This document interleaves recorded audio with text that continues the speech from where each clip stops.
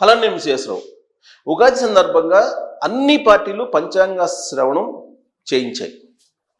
సహజంగానే ఆయా పార్టీలకి వచ్చేటువంటి ఆయా పార్టీల ఆహ్వానం మేరకు పాల్గొనేటువంటి సిద్ధాంతకర్తలు లేదా పంచాంగకర్తలు సహజంగా ఎవరు ఆహ్వానిస్తారో వాళ్ళకు అనుకూలంగా చెప్తూ ఉంటారు. మాచిరాజు వేణుగోపాల్ అనేటువంటి ఒక పంచాంగకర్త తెలుగుదేశం పార్టీ ఆఫీసులో పంచాంగ శ్రవణాన్ని వినిపించారు. ఆ పంచాంగ శ్రవణంలో ఆయన చేసినటువంటి వ్యాఖ్యలు ఇప్పుడు తెలంగాణ వరకు వ్యాపించాయి. దానికి కారణం ఏంటంటే రాబోయేటువంటి రోజుల్లో తెలుగుదేశం పార్టీ తెలంగాణలో కూడా బలోపేతం అవుతుంది, తెలంగాణలో ఒక కీలకమైనటువంటి పార్టీగా ఎదుగుతుంది అని చెప్పి ఆయన చెప్పారు. చెప్పడంతో పాటు తెలుగుదేశం పార్టీకి ఒక రాశిని కూడా ఆయన వర్తింపజేశారు తన పంచాంగ పరిజ్ఞానం ద్వారా. తులారాశి అంట తెలుగుదేశం పార్టీకి సంబంధించినటువంటి రాశి. సహజంగా జీవులకు ఉంటుంది ఏ రాశులు కానీ లేదంటే నక్షత్రాలు కానీ.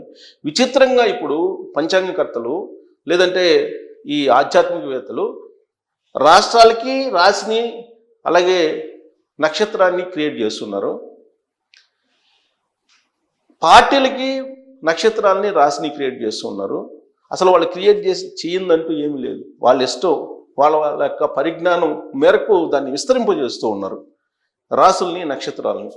దాన్ని బేస్ చేసుకొని పంచాంగ శ్రవణం చేస్తూ ఉన్నారు. అయితే ఒకటి ఇక్కడ చంద్రబాబు నాయుడు గారు నాకు తెలిసినంత వరకు ఈ పంచాంగ శ్రవణాలని లేదంటే ఈ ఆధ్యాత్మికమైనటువంటి సెంటిమెంట్స్ని వీటిని పెద్దగా నమ్మరు అనుకుంటున్నాను నేనైతే. ఇప్పుడు మారినటువంటి చంద్రబాబు నాయుడు గారు నమ్ముతున్నారేమో తెలియదు కానీ పూర్తి స్థాయిలో ఆయన అయితే నమ్మరు.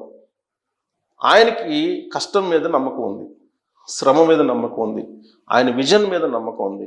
అంతే తప్ప ఈ రాసులు నక్షత్రాలు ఈ పంచాంగ శ్రవణాలు వీటి మీద పెద్దగా నమ్మకం ఆయనకి లేదు అనేది తొలి నుంచి ఆయన గురించి తెలిసినటువంటి వాళ్ళు భావిస్తూ ఉంటారు.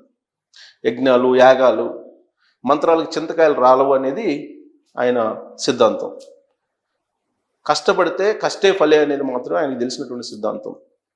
విజన్ అనేది మాత్రమే భవిష్యత్ తరాలకు పనికొస్తుంది, భవిష్యత్తుని ఇస్తుంది అనేది మాత్రమే ఆయన సిద్ధాంతం. బట్ మారినటువంటి చంద్రబాబు నాయుడు గారు ఇప్పుడు బహుశా కార్యకర్తలు లేదంటే అభిమానులు లేదంటే చుట్టుపక్కల ఉండేటువంటి వాళ్ళ సాటిస్ఫాక్షన్ కోసం బహుశా ఈ పంచాంగ శ్రవణాలు వీటన్నిటిని కూడా ప్రోత్సహిస్తూ ఉంటారు.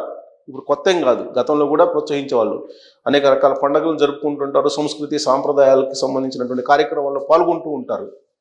అయితే అది ఇప్పుడు మాచిరాజు వేణుగోపాల్ గారు దాన్ని మరొక అంకానికి తీసుకెళ్లారు, మరొక ఎత్తుకు తీసుకెళ్లారు. దాన్ని పార్టీకి రాశిని అలాగే వాసిని క్రియేట్ చేశారు. ఆయన క్రియేట్ చేసి తెలంగాణలో పార్టీ ఆవిర్భావం జరిగింది అప్పట్లో. బట్ తెలంగాణలో జరిగింది కాబట్టి తెలంగాణ మళ్ళీ బలోపేతం అవుతుంది, ఒక ఆంధ్రప్రదేశ్లోనే కాదు. సో రాబోయేటువంటి రోజుల్లో అందరికీ పదవులు వచ్చేస్తాయి, పదవులు రానటువంటి వాళ్ళు ఉంటారు, అందరికీ పదవులు వచ్చేస్తాయి అని చెప్పి ఆయన చెప్పినటువంటి పంచాంగ శ్రవణం. అలాగే నాగపణి శర్మ గారు కూడా దాంట్లో పార్టిసిపేట్ చేశారు, గరికపాటి నరసింహరావు గారు కూడా పార్టిసిపేట్ చేశారు. వాళ్ళు కొంత హుందాగా ఈ పంచాంగ శ్రవణానికి ఏమాత్రం ఇబ్బంది కలగకుండా సిద్ధాంతపరంగా చెప్పారు. కానీ మాచిరాజు వేణుగోపాల్ గారు చెప్పినటువంటి ఆ పంచాంగ శ్రవణం ఇప్పుడు పెద్ద చర్చనీయాంశమైంది తెలుగుదేశం పార్టీలో. అసలు అందరికీ పదవులు రావడం అనేది సాధ్యమా అనేది ఒకటి. తెలంగాణలో తెలుగుదేశం పార్టీ ప్రస్తుతం లేదు, లాస్ట్ కార్యవర్గం కూడా లేదు, లాస్ట్కి రాష్ట్ర కమిటీని కూడా రద్దు చేసేసారు. మరి తెలుగుదేశం పార్టీ రాబోయేటువంటి రోజుల్లో బలోపేతం అవుతుందా తెలంగాణలో అని అంటే బహుశా చంద్రబాబు నాయుడు గారు ఆ దిశగా ఆలోచిస్తూ ఉండవచ్చు. కానీ దానికి సంబంధించిన కార్యరూపంలోకి ఏ కార్యము కనిపించట్లేదు.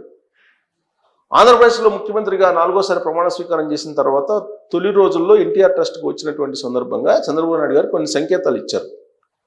తెలంగాణలో కూడా పార్టీని బలోపేతం చేస్తాం, నెలకి 2-3 రోజులు తెలంగాణకు కూడా టైం కేటాయిస్తామని చెప్పారు.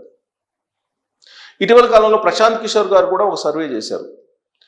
ఆ సర్వే ప్రకారం తెలంగాణలో తెలుగుదేశం పార్టీకి ఓట్ బ్యాంక్ ఉంది, కానీ లీడర్లే లేరు. ఒకవేళ లీడర్లు కనుక వస్తే 15% మినిమం ఓట్ బ్యాంక్ ఉంది తెలుగుదేశం పార్టీకి అని చెప్పారు. అది కూడా మీడియాలో వచ్చింది. పైగా చంద్రబాబు నాయుడు గారు హైదరాబాద్ వస్తే బీఆర్ఎస్ పార్టీకి సంబంధించినటువంటి వాళ్ళు అనేక మంది కలుస్తూ ఉన్నారు ఆయన్ని.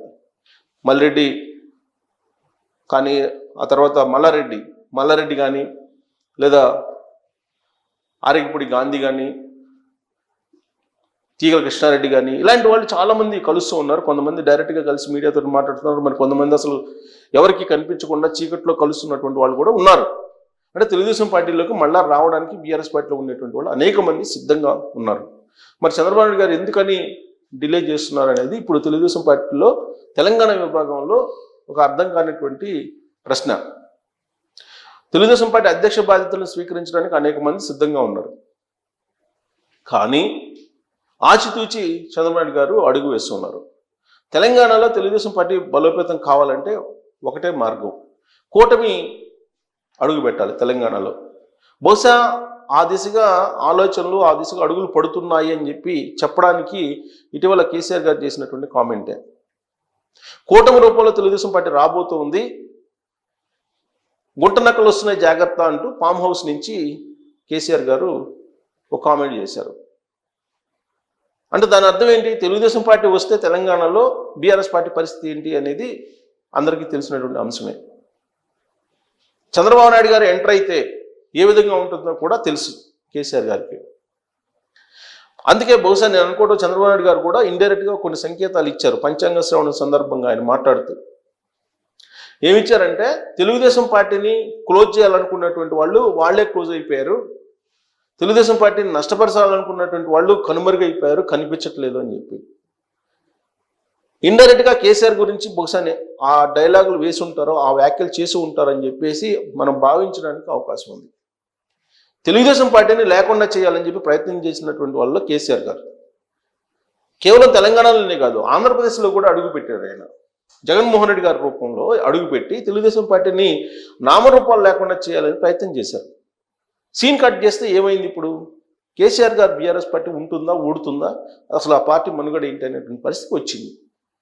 బహుశా చంద్రబాబు నాయుడు గారు అలాంటి కామెంట్ వెనుక కేసీఆర్ గారి లేదా బీఆర్ఎస్ పార్టీ ఎపిసోడ్ ఉండవచ్చు. అయితే చంద్రబాబు నాయుడు గారు ఒకటే చెప్తారు, ఒకప్పుడు హైటెక్ సిటీ, సైబర్ టవర్స్ కట్టి తెలంగాణను ఏ విధంగా అభివృద్ధి చేశాను, ఆంధ్రప్రదేశ్లో కూడా అదే అభివృద్ధి చేస్తాను.